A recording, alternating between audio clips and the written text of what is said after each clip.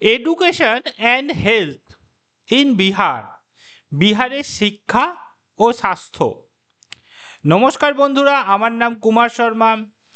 আমি একজন software engineer, business consultant এবং উদ্যোক্তা।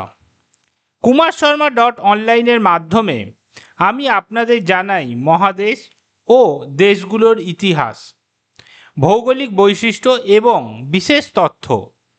তাই ভিডিওটা শেষ পর্যন্ত দেখুন এবং থাকুন কুমার শর্মা অনলাইনের সঙ্গে। আজকের ভিডিওতে আমরা জানব ভারতের একটি গুরুত্বপূর্ণ রাজ্য বিহারের শিক্ষা ও স্বাস্থ্য ব্যবস্থা সম্পর্কে।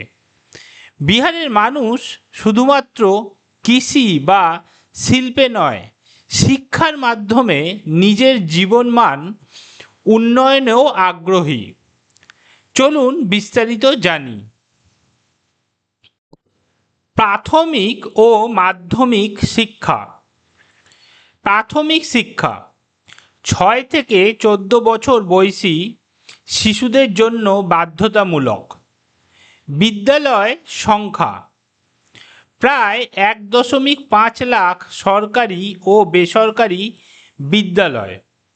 শিক্ষার হার প্রাথমিক স্তরে ছেলেদের উপস্থিতি প্রায় 90%, মেয়েদের উপস্থিতি প্রায় 80%।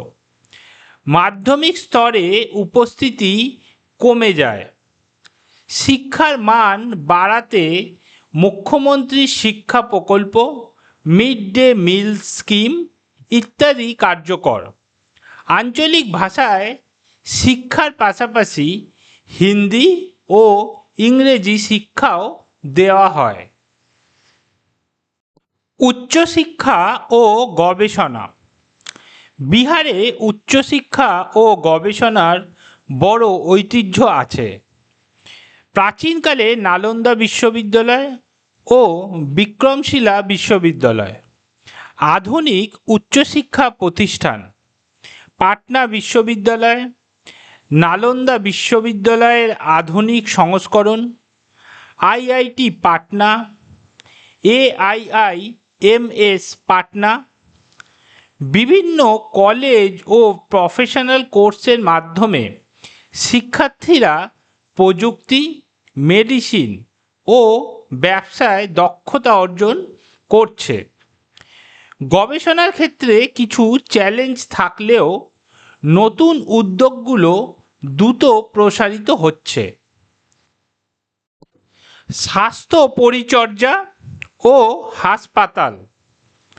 সরকারি স্বাস্থ্য ব্যবস্থা primary health centres PHC, community health centres CHC, জেলা হাসপাতাল ও বিভিন্ন সরকারি হাসপাতাল।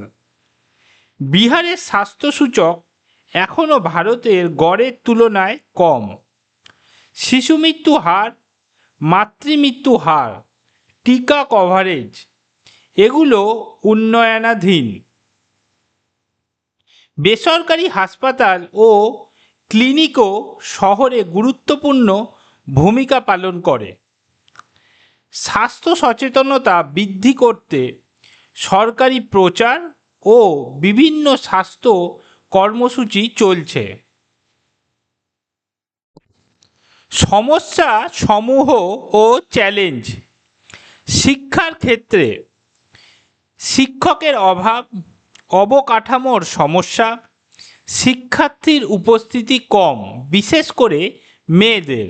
স্বাস্থ্যক্ষেত্রে চিকিৎসকের অভাব, দুর্যোগে চিকিৎসা পৌঁছানো কঠিন, দারিদ্রতাজনিত স্বাস্থ্য সমস্যা। উদ্যোগ ও উন্নয়নের সম্ভাবনা। নতুন স্কুল ও কলেজ স্থাপন, ডিজিটাল শিক্ষার প্রসার, হেলথ ইনফ্রাস্ট্রাকচার উন্নয়ন, টেলিমেডিসিন, স্বাস্থ্য ক্যাম্প। যুবশক্তি ও শিক্ষিত জনগণ রাজ্যকে শিক্ষিত ও সুস্থ রাজ্যে পরিণত করতে সাহায্য করবে। আন্তর্জাতিক শিক্ষার ও স্বাস্থ্যমান উন্নয়নের উদ্যোগও বৃদ্ধি পাচ্ছে। বিহারের শিক্ষা ও স্বাস্থ্য ব্যবস্থা ধীরে ধীরে উন্নয়নের পথে এগোচ্ছে। চ্যালেঞ্জ থাকলেও প্রচেষ্টা এবং নতুন উদ্যোগ রাজ্যের মানুষকে সুস্থ ও শিক্ষিত করছে। বন্ধুরা, আজকের ভিডিও এখানে শেষ করছি।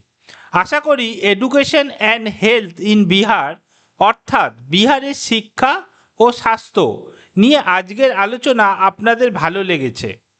ভিডিওটি ভালো লেগে থাকলে অবশ্যই লাইক, শেয়ার এবং কমেন্ট করতে ভুলবেন না। আরও এমন তথ্যবহুল ভিডিও দেখতে আমাদের চ্যানেল সাবস্ক্রাইব করুন।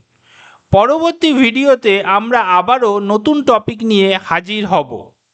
ততক্ষণ পর্যন্ত থাকুন kumarsharma.online এর সঙ্গে। ধন্যবাদ। আবার দেখা হবে পরের ভিডিওতে।